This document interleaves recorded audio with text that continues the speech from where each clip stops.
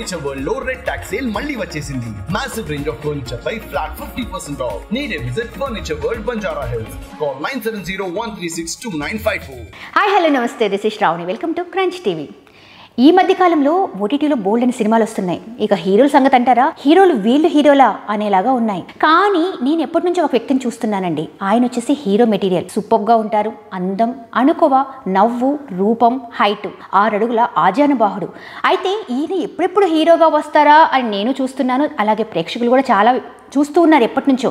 కానీ ఏంటో డబ్బింగ్ అనుకుంటూ, యాక్టర్ అనుకుంటూ ఈ వేలోనే వెళ్తున్నారు. కానీ హీరోగా చేస్తారేమో, ఆయన హీరోగా చేస్తే మేం చూద్దామని చెప్పేసి చాలా మంది మాకు చెప్తూ ఉన్నారు. సో ఈ రోజు ఆయనే మన క్రంచ్ స్టూడియోకి వచ్చేసారు. ఆయనే జెమిని సురేష్ గారు. సో ఆయనతో మాట్లాడి అసలు ఎలా జరిగింది ఈ జర్నీ, ఆయన ఎప్పుడు హీరోగా రాబోతున్నారు, ఇలాంటి బోలెని విషయాలు ఆయనతో మాట్లాడేద్దాం. ఓకే, నమస్తే అండి.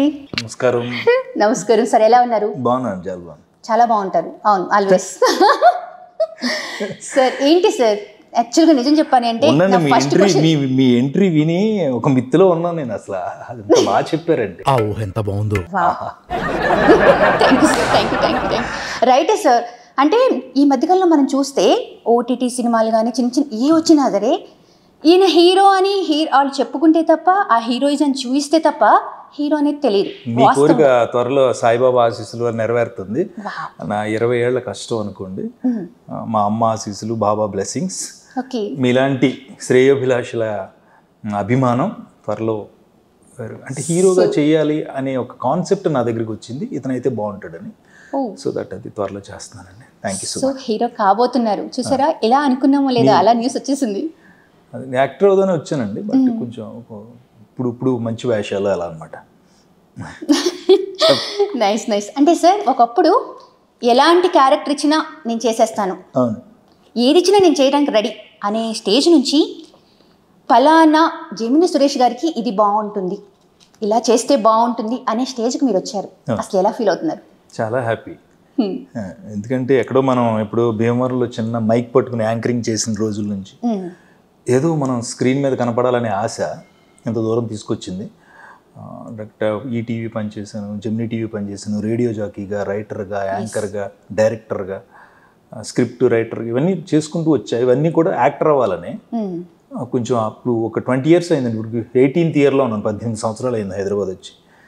బాబా ఆశీస్సులు. ఇప్పుడు కొంచెం పర్లేదు, మన కోసం క్యారెక్టర్స్ రాస్తున్నారు, నా కోసం డైలాగ్స్ రాస్తున్నారు, నా కోసం వైఫ్ల్ని, అక్కల్ని, చెల్లెళ్ళని, బావల్ని, మావయ్యల్ని, తమ్ముళ్ళని అందరినీ నా చుట్టూ పెడుతున్నారు. ఒక ఫ్యామిలీ మెంబర్ లాగా నన్ను చూసుకుంటున్నారు. That was fantastic. That's really nice. Sir యాక్చువల్గా మీరు త్రివిక్రమ్ గారు అండ్ సునీల్ గారు ఒకటే కాలేజ్? సేమ్ కాలేజ్ అండి, భీమవరం. వాళ్ళిద్దరు నాకు సీనియర్స్, బాగా చదువుకున్నాం కలిసి అంతా. ఎలా ఉండేదంటే మీ మధ్య? క్రికెట్లో ఏవో ఆడుకునేవాళ్ళు అండి భీమవరం కాలేజ్ గ్రౌండ్లో. నేను జూనియర్ని కాబట్టి నాకు బ్యాట్ ఇచ్చేవారు కాదు. బాల్ అందించడం, ఫీల్డింగ్ చేయటం, అలా వాళ్ళ దగ్గర బ్యాట్లు, బాల్లు ఉండేవి. నేను 8th class అయితే సునీల్ 10th class, నేను ఇంటర్ అయితే వాడు డిగ్రీ. అలాగా త్రివిక్రమ్ గారు నేను ఇంటర్లో ఉన్నప్పుడు ఎంఎస్సి అలా పీజీ చదువుతున్నారు ఆయన, సేమ్ కాలేజ్. అయితే త్రివిక్రమ్ గారు మంచి పొజిషన్లో ఉండి సునీల్ గారికి కూడా ఒక హీరో ఛాన్స్ ఇచ్చే ఉంది. అలాంటిది మీ వరకు వచ్చేసరికి ఎందుకు జరగలేదు అని అంటారు? అంటే ఒకటేనండి, ఈ క్వశ్చనే ఎప్పుడు రాంగ్ అంటాను నేను. మన ఇంట్లో, మన చుట్టూ, మన దగ్గర ఎదురుగుండా మనకు మన మనుషులు కనిపిస్తూ ఉంటారు. వాళ్ళు టాలెంట్ తల్లి తండ్రి కూడా గుర్తించరు, వాడే తెలుసుకోవాలి కదా. ఇప్పుడు ఏదైనా విషయం ఉంటే మనం చూసి, వాళ్ళు చూసిన తర్వాత కరెక్ట్గా ఉంటుంది ఈ క్యారెక్టర్ అనుకుంటూ వాళ్ళే ఇస్తారు. మేము కలిసి ఉన్నాం, కలిసి తిరిగి ఉన్నాం.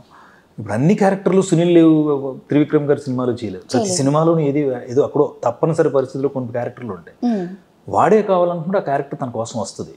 అలా మా స్నేహాలు ఎప్పుడు బలంగానే ఉన్నాయి, మా ఇష్టాలు ఎప్పుడు ముందుకు వెళ్తూనే ఉన్నాయి, మేము ఎప్పుడు కలుస్తూనే ఉన్నాం. ఆ అవకాశం వచ్చినప్పుడు తీసుకుని ఇక్కడ సురేష్ కావాలన్నప్పుడు సురేష్ అక్కడ ఉంటాడు. అంతే అంటారు. అంటే నా ఉద్దేశం ఏంటంటే మీరు చెప్పిన దాంట్లో 101% కరెక్టే.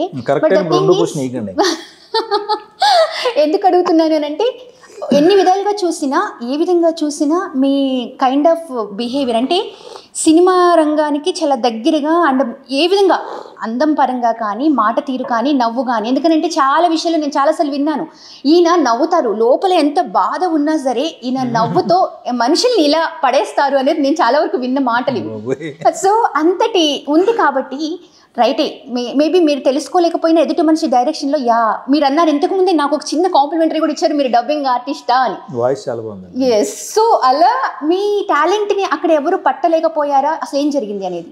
ఏం జరగలేదండి, చేస్తున్నాను. ఇంకా టాలెంట్ అంటే ఏముంటది, ఎవరన్నా నన్ను కనుక ఏమడుగుతారండి, అదేంటది బ్రేక్ రాలేదా, అదేదో చేయలేదా, అదేదో అవ్వలేదు, ఏం ఉండదండి. అన్ని పిచ్చి ప్రశ్నలు. నేను 1200 ఇంటర్వ్యూలు చేసిన స్టేట్ అవార్డు విన్నర్ని. చాలా క్వశ్చన్స్ రిపీట్ అవుతూ ఉంటాయి. ఎదుటి మనిషి ఎదురుగుండా కూర్చున్నప్పుడు ఏమీ కానప్పుడు ఏది జరగదు.